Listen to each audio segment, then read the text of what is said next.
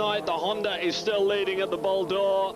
At Le Castellet, it's been hard, but they have kept up the pressure all the way through the evening, and the pressure has told as some of the teams. Motomax, Sanyo, Honda Britain, VTR 1000 of Paul Brown, Dean Thomas and Steve Plater. Their race has been run. They had to pull out throughout the night, and also sad to see the loss yet again of Phase 1 Endurance out at 2 minutes to 5 in the morning with engine problems. Andrew Stroud, Brett Sanson and Jason Pridmore. A really fast team there, but unfortunately mechanical gremlins let them down again.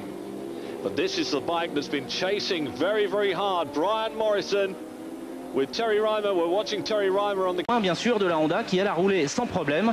Et cette Kawasaki donc est deuxième à plus de 2 tours. En troisième position, on trouve maintenant la Yamaha numéro 4. La Yamaha donc seule en course, la machine officielle de Yamaha Motor France, pilotée par Hislop, Lindholm et Van den Bosch. On a eu des précisions aussi sur la chute de Jean-Philippe Ruggia, pardon, qui a motivé l'abandon de la Yamaha numéro 2 hier, avant la nuit. Eh bien, c'est une crevaison de l'avant qui a provoqué cette chute de Jean-Philippe Ruggia dans le virage de Signe. Heureusement, donc Jean-Philippe n'a pas été blessé. Voici donc cette Kawasaki numéro 1 qui est remontée jusqu'à la deuxième place avec actuellement à son guidon Terry Reimer, le pilote britannique qui avait pris le départ, et une Kawasaki qui roule très très vite et qui est remontée à cette deuxième place, mais hors de portée. La Honda est pour l'instant hors de portée de la Kawasaki, à moins d'incidents. En troisième position, donc la Yamaha numéro 4. En quatrième position, la Suzuki numéro 6. Dans ce classement, on peut noter la disparition de la Ducati, qui a connu un petit problème de frein et qui l'a fait rétrograder, ainsi que la Kawasaki du Phase 1 Endurance Team. Alors, on parle des machines d'usine et on voit actuellement, justement à l'image, la Suzuki numéro 5 qui est actuellement en 5e position. Et nous avons dans le stand Suzuki, à côté de Dominique Mélian, le team manager, Rémi Tissier, qui va nous parler un petit peu des aventures qui sont arrivées à ces deux Suzuki officiels pendant la nuit. On a eu surtout un problème il y a quelques instants, Dominique Mélian avec la Suzuki numéro 5 qui s'est arrêté quelques instants, quelques minutes. Ça s'est bien passé, la réparation, qu'est-ce qu'il y avait exactement? Disons une réparation pas très grave puisqu'on a cassé un pot d'échappement. Mais pour changer le pot, il faut démonter tout le radiateur. Alors c'est une intervention assez longue en endurance puisqu'il nous a coûté 8 minutes. Mais bon, la moto est repartie, on a fait de notre mieux et ça va aller jusqu'au bout maintenant. Alors pour le titre des pilotes, il y a Gomez d'un côté, Pollen et Godard de l'autre. Pour l'instant, ça n'a rien changé. Ce sont toujours les anglo-saxons qui sont favoris pour le titre de pilote chez vous. Oui, c'est vrai, mais maintenant ils n'ont plus 11 points d'avance, ils n'ont plus que 4 points d'avance sur Gomez. On a resserré le jeu, mais c'est ça aussi la course et maintenant que le meilleur gagne. Merci Dominique. Voilà donc cette Suzuki numéro 5 qui pour l'instant est en 5e position. Donc la Suzuki, donc une Kawasaki qui continue un rythme très très rapide avec toujours Terry Reimer à son guidon, le pilote qui avait pris le départ de cette épreuve. Et une Kawasaki qui n'a plus rien à perdre en fait maintenant et qui va essayer de mettre le maximum de pression sur la Honda, mais avec plus de 2 tours d'avance. En fait, les pilotes Honda et toute l'équipe de Honda France est relativement sereine. Voilà, je vous coupe 2 secondes juste pour le point sur ce classement. Donc avec la Kawasaki qui a maintenant 3 tours de retard sur la Honda de tête. Ensuite, en 3e position, la seule Yamaha officielle encore en course, devant les deux Suzuki d'usine de Dominique Mélian. Donc on peut voir Miguel Duhamel qui a repris le relais donc juste après Coste. Donc d'après les infos qu'on a eues dans les stands, ils sont confortablement installés en tête, donc ils vont gérer leur avance. Il faut savoir qu'il y a encore pas mal d'heures de course, donc tout peut arriver. Oui, Miguel Duhamel qui avait roulé un petit peu moins que ses coéquipiers au guidon de cette machine. On voit l'écart qui sépare la Honda de la Kawasaki à la 2e place. Il y a 3 tours maintenant. Ce matin, aux environs de 8 heures, il y avait 2 tours. Donc déjà...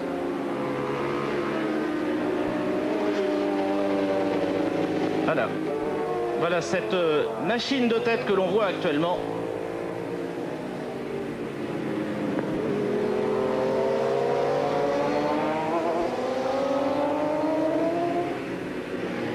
superbe attaque là de Miguel Duhamel, le Canadien, au guidon de la Honda d'usine qui occupe la première place de ce 61e bol d'or après maintenant pratiquement 19 heures de course sur les 24 que doivent effectuer les pilotes jusqu'à 15 heures.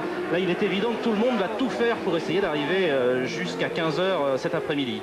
Oui, une petite pensée pour la Yamaha du team Freebike Eurosport. Donc on a perdu cette moto sur un bris de soupape.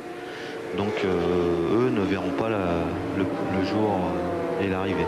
Et oui, et la Kawasaki qui vient de signer le meilleur chrono en 1:59.212, c'est assez exceptionnel. C'est cette machine qui est intercalée entre la Honda de tête numéro 3 et la Kawasaki, alors qu'il y a 3 tours d'écart entre ces deux motos, mais la Kawasaki va tenter de se dédoubler et donc de ne se trouver plus qu'à 2 tours d'écart. 2 tours d'écart, cela représente un peu plus de 2 minutes.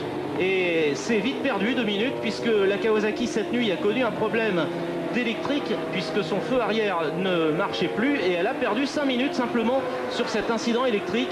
Donc rien n'est joué, la victoire est loin d'être acquise pour la Honda et il est certain que les 3 pilotes de la Kawasaki numéro 1, c'est-à-dire Jehan Dorjex, Brian Morrison et Terry Reimer, vont tout faire pour mettre la pression sur cette Honda de tête qui va continuer sa ronde en essayant d'éviter les incidents mécaniques et en essayant d'assurer au maximum. Mais vous voyez qu'ils n'ont pas beaucoup de marge de manœuvre en fait. Oui, on peut compter sur l'état d'esprit de l'équipe Kawasaki. De toute manière, ils n'ont pas terminé la course des 24 heures du Mans. Ils ont cassé alors qu'ils étaient largement en tête à une demi-heure seulement de l'arrivée en Belgique. Donc là, ils vont jouer leur chance à fond et ils vont tout faire pour essayer de gagner vraiment cette course d'endurance. Voilà, Brian Morrison qui est en pleine attaque et Juan Eric n'a pas tenté de résister au retour de la Kawasaki, il l'a laissé partir. Cette Kawasaki qui vient à nouveau de tourner en 2 minutes 00:151 alors que la Honda qui est juste devant est en 2:2:161, donc exactement 2 secondes moins vite que la Kawasaki. C'est tout à fait logique. Miguel Duhamel, actuellement au guidon, doit penser à assurer. Il est possible aussi que cet écart de 2 secondes soit dû au dépassement d'attardés. Ça dépend où on les trouve. On voit ici, par exemple, Brian Morrison qui a un peu de mal à doubler la machine numéro 13 et qui y parvient, mais avec un petit peu de difficulté quand même. Oui, qui est resté sagement derrière la numéro 13 pour aborder cette petite courbe de l'école. Donc pour mieux bénéficier de... Ensuite on aborde le dernier virage avant la ligne de départ et d'arrivée, c'est-à-dire le virage du pont, où il y a souvent beaucoup de chutes. Et maintenant Brian Morrison est pratiquement dans l'aspiration de Miguel Duhamel, avec un chrono de 2:1:174 pour Duhamel et de 2:1:160, pardon, de 2:2:1 pardon pour la Honda et 2:1:1 pour la Kawasaki. Donc la Kawasaki qui continue à rouler plus vite. Mais est-ce que Miguel Duhamel va se laisser faire au moment où Brian Morrison va le doubler? Ce n'est pas sûr du tout, parce que c'est aussi une question d'honneur et il est probable que Miguel Duhamel va vouloir s'accrocher derrière la Kawasaki. Oui, je pense que le Canadien ne va pas se laisser faire. Là, on va bientôt aborder la grande ligne droite du Mistral. On va pouvoir s'étalonner au niveau des vitesses de pointe. La Kawasaki va sortir dans l'aspiration de la Honda, donc théoriquement devrait la doubler avant la courbe de signe. Voilà, donc des vitesses de pointe atteintes au bout de cette ligne droite du Mistral qui sont proches de 300 km/h et Brian Morrison devrait effectivement, voilà, il a déboîté la Honda. Non, il ne parvient pas à doubler, donc ce qui vous donne une idée de la vitesse de la Honda, parce que même à l'aspiration, la Kawasaki a bien du mal. Il est maintenant revenu à la hauteur et au freinage de la courbe de signe, Brian Morrison ne peut pas doubler Miguel Duhamel. Donc Miguel Duhamel qui a vu la Kawasaki arriver à sa hauteur et qui n'est pas du tout décidé à laisser passer le pilote britannique. On arrive maintenant dans le double droite du Bossé avec des pilotes attardés devant. Comment vont s'en sortir les 2 leaders? Il y a une chute. C'est la machine numéro 52. La Honda de Miguel Duhamel en tête de cette épreuve depuis le départ pratiquement et qui se trouve maintenant derrière la Honda d'Afix numéro 9 qui occupe la 6e place. Donc un pilote très rapide à son guidon, bien sûr. Il s'agit de Sébastien Charpentier, Nicolas Dussauge et Sté. C'est Sté qui est au guidon actuellement. Et voilà la Honda de tête qui est passée avec la Kawasaki dans sa roue. Et toujours la lutte qui continue entre les deux machines qui sont séparées, rappelons-le, par 3 tours, hein, entre la première et la deuxième place. Bertrand Sté, qui s'est retourné et qui s'est aperçu que ça devait chauffer un peu derrière lui, donc qui a sagement laissé passer.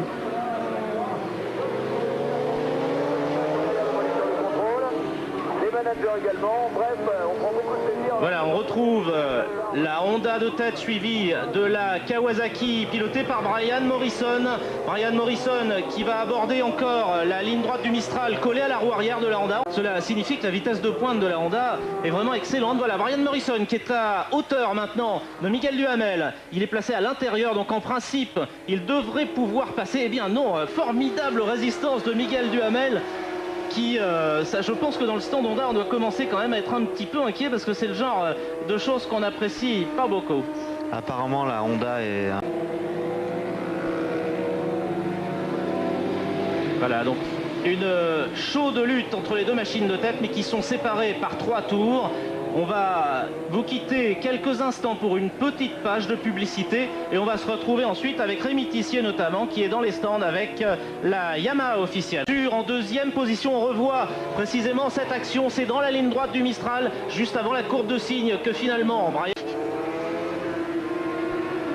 Retour sur le circuit, Paul Ricard pour le bol d'or avec Brian Morrison qui vient à l'instant de doubler Miguel Duhamel, mais Morrison et sa Kawasaki a réussi à dépasser Miguel Duhamel au guidon de la Honda de tête, mais la Kawasaki compte toujours 2 tours de retard, pratiquement 3 puisque on peut dire 3 moins quelques mètres. Ils ont 111 points, donc ils resteraient champions du monde avec 133 points. Et voilà Miguel Duhamel qui nous fait mentir puisque pendant ce temps il est revenu devant la Kawasaki de Brian Morrison. Alors c'est quand même assez étonnant, c'est une guerre des nerfs, là, une guerre psychologique entre le Canadien et le Britannique.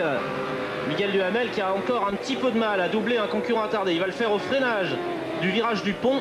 Et Brian Morrison suit le Canadien. Voilà, les deux pilotes officiels de la Honda et de la Kawasaki qui passent en roue arrière devant les stands.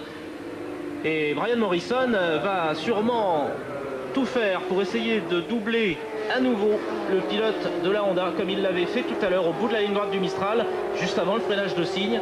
Mais on a vu des freinages particulièrement brillants de Miguel Duhamel. Regardez la roue arrière de la Honda qui se décolle du sol et là c'était même un petit peu tangent parce qu'en fait le pilote qui est devant lui roule aussi très très bien et c'est pas facile de doubler un pilote au freinage. Le problème c'est qu'il y a aussi le niveau qui est pas toujours très homogène dans ce bol d'or. Cela dépend un petit peu des pilotes en selle. Et là, le pilote de la 55 est assez rapide. Mais Miguel Duhamel va avoir un petit peu de mal, pas dans la ligne droite en revanche, pour le doubler, mais dans les virages, ce n'était pas si évident que ça. On revoit au ralenti la sortie du virage du pont devant les stands avec la roue arrière de la Honda et de la Kawasaki, les deux pilotes qui se régalent après 19h20 de course et qui sont toujours au coude à coude. Brian Morrison qui refait la même manœuvre qu'il y a quelques minutes mais qui cette fois n'a pas réussi à doubler la Honda de Miguel Duhamel. Miguel Duhamel qui est sorti assez large de la courbe de signe et Brian Morrison en a profité pour le doubler à l'intérieur avant le double droite du Bossé. Très belle manœuvre. Et c'est vrai que les pilotes prennent tout de même quelques risques là, surtout en se faufilant en même temps au milieu des attardés. Et Brian Morrison a pris un avantage assez important puisqu'il a réussi à intercaler un pilote entre lui et Miguel Duhamel.